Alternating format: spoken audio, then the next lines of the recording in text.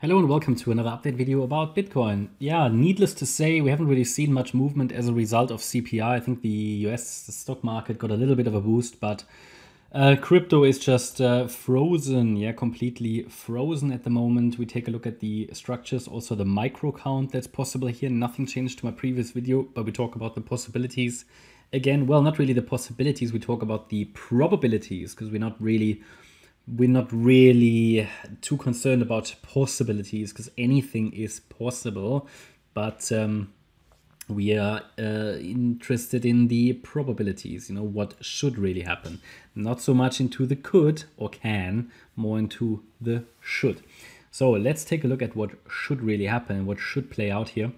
The idea is still that a 5-wave move should be unfolding here to the upside, so that we completed a larger degree wave 2 on the 15th of June. If I zoom out a little bit and I go to the 4-hour chart, you can see that again, that we rallied in a wave 1 of the 10th of March low from this trend reversal area in wave 1 to the upside. And then here a wave 2 pullback, very corrective price action, very boring already. That's why everybody's annoyed, because pretty much, I mean, if you look at this, we have been in this range, in this super boring correction between April and June. Then we saw a few days of excitement, and now here again, very, very boring price action.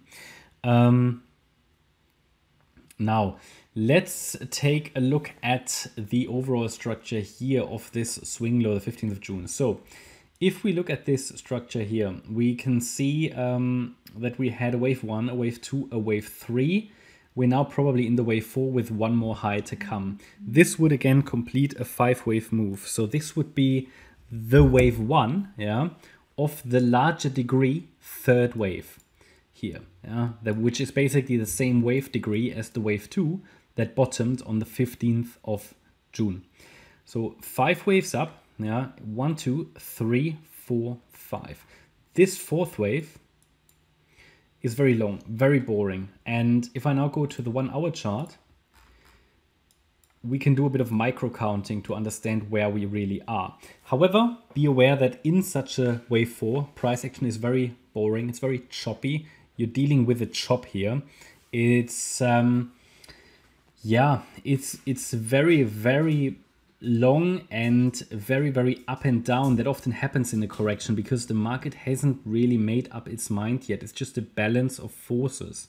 After a strong rally like this, the 3rd wave, price needs to consolidate, and we are below a very, very strong resistance level. Again, if I zoom out to the 4-hour chart, you can see that this is the area. I mean, there's not really the one price point price needs to break above. It's too dynamic for that, but you can see that again in this range here between, you could say 30 and 32K, prices moved for 4 weeks, maybe even 5 weeks in 2022.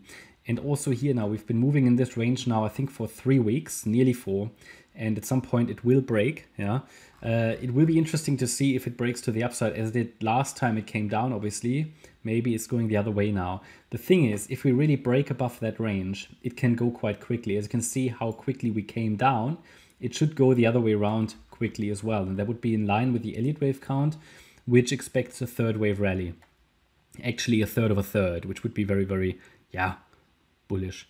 Right, so looking now, obviously we are bullish as long as support holds. Yeah, it's not like that we have a bias and we are bullish, bullish, bullish, yeah, and that we're not going to change our view. No, no, no. So we always have to listen to the market. Yeah, that's one of the key skills that you need to have in these markets. The market is the boss. Elliott Wave is our tool, and Elliott Wave tells us, basically it's a translator. Yeah? Elliott Wave tells us what the market is trying to, well, it translates to us what the market is doing. Because Elliott Wave is telling us very objectively the levels that, if broken, will lead to a more bearish scenario. But as long as these support levels are holding, there's no point discussing, again, possibilities, because possibilities are pointless, right? It's just chasing phantoms. Yeah, you're just sort of chasing something where you have a bias maybe, whereas we just need to be very much aware about the relevant levels that, if broken, yeah, we can turn more bearish. Until then, we just follow what the market is telling us. Yeah, market has doubled since November 22, and we are now at a very, very important decision inflection point. If anybody followed our analysis in the markets, if anybody listened to the market over the last few months, everybody would be in profit. I mean, anybody who bought any position in this bear market is in profit. Yeah.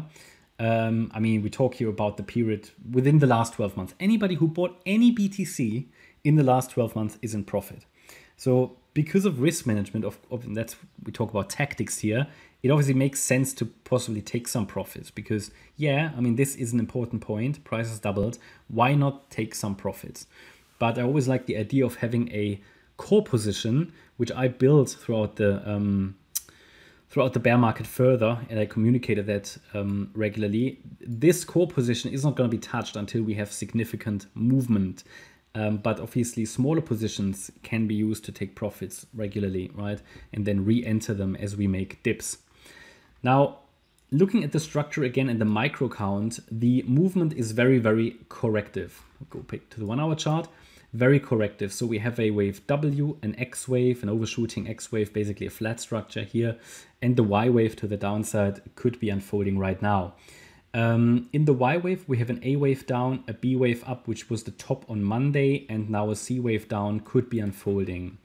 Now in the C wave, we have a potential 1-2 setup here, with today's high being the top of the wave 2, and the third wave down to come, a fourth wave and a fifth wave. Now, this can easily break higher. I mean, the short-term trend is clearly up, but it is very choppy, and we are respecting this trend line I showed you in the previous video. A sustained break above the trend line and the 31,150 level would be needed for a more substantial breakout to the upside. But you would still not really have a bullish pattern here in the short term. This looks very much corrective. A lot of overlapping and unclear price action usually indicates a drop is coming.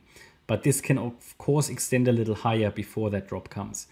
Until, however, we break above resistance, the expectation would be to follow a C wave to the downside.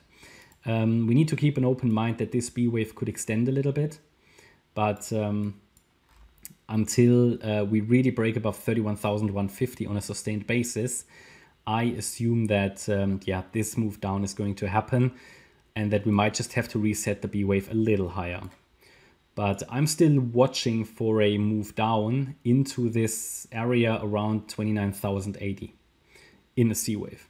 That's my update about Bitcoin at the moment. I hope you liked the update. If you did, please hit the like button, leave a comment and subscribe. And if you really like the content, then please check out the channel membership. Thanks a lot for watching. Bye-bye.